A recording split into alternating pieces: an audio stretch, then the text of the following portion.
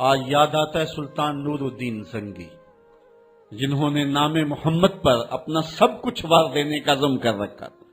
دنیا پہ کتنے حکمران آئے ہیں، آج دنیا ان کا نام بھی نہیں جانتی، لیکن کیا وجہ ہے کہ سلطان ایوبی کا نام لبوں پر آئے ادب سے پلکیں جھک جاتی، عقیدت اور احترام کے جذبات سینے میں پیدا ہوتے۔ کیوں؟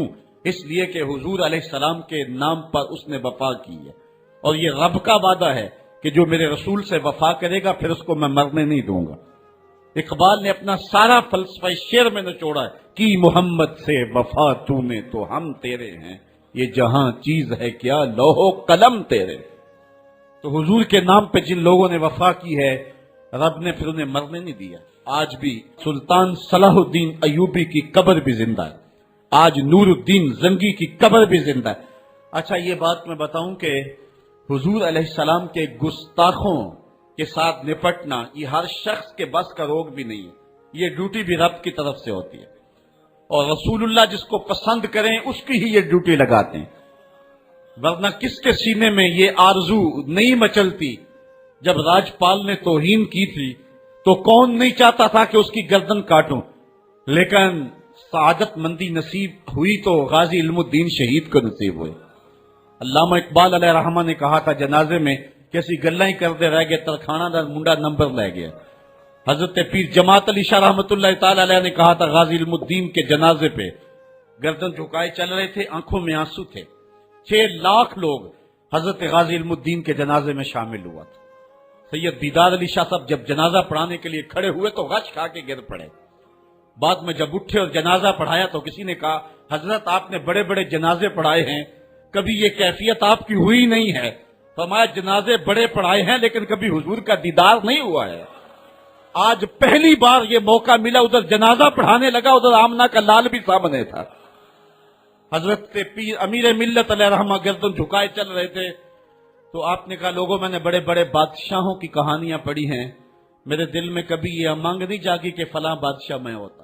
جو فقیر ہوتا ہے وہ خود ہی شہنشاہ ہوتا ہے، اس لیے اس کے دل میں یہ آرزو کیوں پیدا ہو کہ وہ بادشاہ ہو، وہ خود ہی شہنشاہ ہوتا ہے۔ کہتے ہیں میں نے بڑے بڑے پہلوانوں کے تذکرے سنے ہیں، میرے دل میں یہ امنگ بھی نہیں جاگی کہ فلاں پہلوان میں ہوتا۔ اور پھر فرمانے لگے لوگوں میں نے بڑے بڑے ولیوں کے تذکرے سنے، میں نے کبھی یہ آرزو بھی سینے میں نہیں پائی کہ فلاں ولی میں ہوتا۔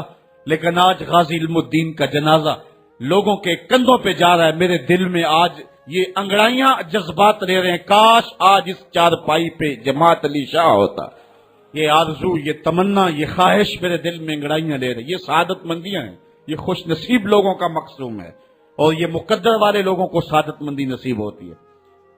یہ یہودی یہ شروع سے پیغمبر حسن و جمال حضور علیہ السلام کی توہین و تنقیص کو شعار زندگی رکھتے ہیں۔ تو ایک زمانے میں انہوں نے سازش کی اور آقا کریم کے روضہ اطہر سے حضور کے جسد اطہر کو چرانے کی سازش کی، اور جس کی حفاظت میرا رب کرے کون اس محبوب کا بال بھی کا کر سکتا ہے۔ یہ جو کچھ ہو رہا ہے یہ ہمارا امتحان ہے، ورنہ جس کے سر پہ وارا فانا لاکا ذکر کا تاج میرے رب نے رکھا ہے، بھلا اس کی شان کو کوئی گھٹا سکتا ہے؟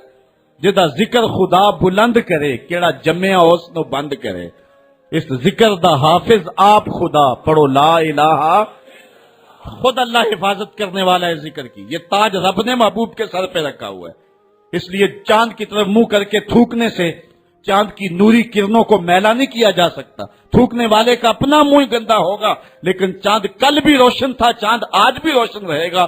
مدینے والے چاند کی عظمتوں کو کوئی گہنا سکتا ہی نہیں ہے، کیونکہ جس کے سر پہ ورفانا لکا ذکر کی چادر میرے رب نے تان دی ہے، اس کی عظمتوں کو کوئی گھٹا سکتا ہی نہیں ہے۔ یہ امتحان ہمارا ہے، یہ آزمائش ہماری ہے۔ اللہ اکبر۔ تو میں نے کہا کہ یہ سعادت مند لوگوں کا مقصوم ہوتا ہے۔ تو زمانے میں کچھ بد نصیب یہودیوں نے یہ سازش کی کہ حضور کے جسد اطہر کو روضہ انور سے نکال لیا جائے، اور پھر باقاعدہ انہوں نے 2 اشخاص کو وظائف پڑھا کر کے، داڑیاں رکھوا کر کے، جبہ و دستار پہنا کر کے مدینے میں بھیجا، صوفیاء کے، نیکوکاروں کے، علماء کے، زاہدین کے روپ میں، اور انہوں نے وہاں ایک جگہ کرائے پہ لے لی اور اپنی کارروائی کا آغاز کر دیا۔ وہ اپنے کمرے کے اندر سرنگ کھودتے اور روزانہ مٹی نکالتے اور رات کے اندھیرے میں بقی کے قبرستان میں قبروں کے اوپر مٹی ڈال کے آ جاتے اور سارا دن تسبیح لیے اللہ اللہ کرتے رہتے. لوگ کہتے کہ یہ تو بڑے صالح لوگ ہیں اور پھر لوگوں کو خیرات بھی کرتے. لیکن کاروائیاں اور انداز یہ تھا، لباس خضر میں راہزنی کر رہے تھے اور یہ ڈاکو اور یہ راہزن لٹیرے ایک بہت خطرناک مہم پہ آئے ہوئے تھے. جب وہ بالکل قریب پہنچ گئے اور ایک روایت میں آتا ہے کہ حضرت عمر کے پاؤں کا انگوٹھا بھی ننگا ہو گیا. حضور علیہ السلام سلطان نور الدین زنگی کو خواب میں ملے اور ان کی شکلیں دکھائی کہ یہ دو موذی مجھ کو تکلیف دے رہے ہیں. تو سلطان فوراً اٹھا اور کہا مدینے میں کوئی غیر معمولی واقعہ ظہور پذیر ہوا ہے، اور اس نے جلدی سے کچھ سواروں کو اپنے ساتھ لیا اور کچھ خزانہ ساتھ لیا اور فوجوں کو حکم دیا کہ وہ تیار ہو کر کے جلدی میرے پیچھے آئیں. مدینے میں پہنچ کر کے اس نے دعوت عام کر دی اور لوگوں کہا کہ آؤ میرے دسترخوان نعمت سے کھاؤ، اور لوگوں کو خیرات کرنے لگا. سارا مدینہ اس کے پاس آیا، لیکن جو شکلیں اس نے دیکھی تھی اس کو وہ نظر نہ آئی. وہ بار بار پوچھتا تھا کوئی رہ تو نہیں گیا. لوگوں نے کہا کہ نہیں، سارے جو ہیں وہ آپ سے خیرات لے گئے ہیں. ہاں، دو شخص ایسے ہیں کہ جو بہت بڑے سخی ہیں، ان کو تو ضرورت ہی نہیں آپ کی دہلیز پہ آنے کی. بادشاہ نے کہا مجھے دکھاؤ وہ کون ہے. بادشاہ کو شک گزرا یہ وہی تھے. جب سامنے آئے تو بادشاہ نے فوراً پہچان لیا.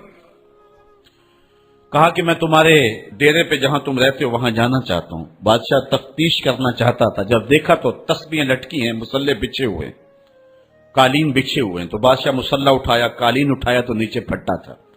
جب پھٹا اٹھایا تو نیچے سرنگ تھی. پھر بادشاہ نے ان کو جانوروں کے پیچھے بندھوا کر کے چروا دیا. اور میں نے تاریخ میں پڑھا سلطان نور الدین زنگی مدینے کی گلیوں میں پھر اس کے بعد روتا پھرتا تھا اور اس کی آنکھوں میں آنسو تھے اور کہتا تھا یا رسول اللہ تمہاری مہربانی کہ یہ ڈیوٹی میرے ذمہ لگائی ہے، ورنہ کائنات بھری پڑی تھی. یہ سعادت مندی میرا مقدر کہ اس نوکری کے لیے مجھے منتخب کیا ہے. اور پھر اس نے روضہ رسول کے ارد گرد جو ہے جہاں تک پانی آتا ہے وہاں تک جو ہے اس نے جو ہے زمین کھدوائی اور سیسا پگھلا کے اس کے اندر ڈال دیا کہ دوبارہ قیامت تک کوئی موذی اس کی جرأت نہ کر سکے. تو روضہ رسول کے ارد گرد وہ سیسا پلائی ہوئی دیوار ہے جس کو کھودا نہیں جا سکتا. یہ سلطان نور الدین زنگی کی زندگی کا یہ انوکھا باب ہے. آئیے اب سلطان صلاح الدین ایوبی کی کہانی بھی سنتے. یہ اسلام کا مجاہد اعظم، یہ حلال اور صلیب کی جنگوں کا ہیرو، اور جس پہ امت اسلامیہ کو آج بھی ناز ہے اور آج صدیاں گزرنے کے بعد یہ سینوں میں دل کی طرح دھڑکتا ہے. سلطان ایوبی کا نام آج بھی دلوں پہ نقش ہے اور اس کا نام سن کے مردہ جانوں کے اندر بھی زندگی کی حرارت پیدا ہو جاتی ہے. اس کے زمانے میں ریجینالڈ بدبخت ایک انگلستان کے شہزادے نے حاجیوں کے قافلے کو روک لیا اور ان کا سامان لوٹ لیا. انہوں نے کہا ہم حج پہ جا رہے ہیں، تو نے ہمارا سامان لوٹ لیا، ہمیں جانے دے. تو اس نے دریدہ دہنی کرتے ہوئے کہا بلاؤ اپنے نبی محمد کو جو تمہاری جان چھڑائے. بس سلطان صلاح الدین ایوبی تک یہ بات پہنچی تو میں نے تاریخ میں پڑھا کہ وہ دانت پیستا تھا، اس کی آنکھوں میں خون اتر آیا، اس میں کھڑے کھڑے قسم کھائی کہ جب تک اس ظالم کو کیفر کردار تک نہیں پہنچاؤں گا چین کی نیند نہیں سوؤں گا. پھر پونے 2 سال کا عرصہ آپ سلطان صلاح الدین ایوبی کی زندگی دیکھ کے جنگی مہموں کو ترتیب دیتا رہا. دن رات اس نے ایک کر دی، نیند قریب نہ آنے دی. جب نیند بہت زیادہ تنگ کر دی تو پھر وہ خیمے کی چوب کے ساتھ ٹیک لگا کے کھڑے ہو کر کے اپنی آنکھوں کی آگ بجھا لیتا. اور پونے 2 سال کا عرصہ اس نے چارپائی پہ لیٹ کے نہیں دیکھا. پھر وہ لمحے آئے کہ اللہ نے اس کی مراد پوری کی. انگلستان کے شہزادے لائن میں کھڑے تھے، اس نے شاہ گاما کو اپنی کرسی دی اور ساتھ کہا ہم جس کو کرسی دیتے اسے امان دیتے ہیں. پھر اس نے اس کے جو نائٹس تھے ان کو آب خورے دیے، ان میں پانی دیا، کہا جس کو ہم پانی دیتے ہیں اس کو امان دیتے ہیں. پھر جب ریجینالڈ کی باری آئی تو بادشاہ کی رگیں پھول گئی غصے سے.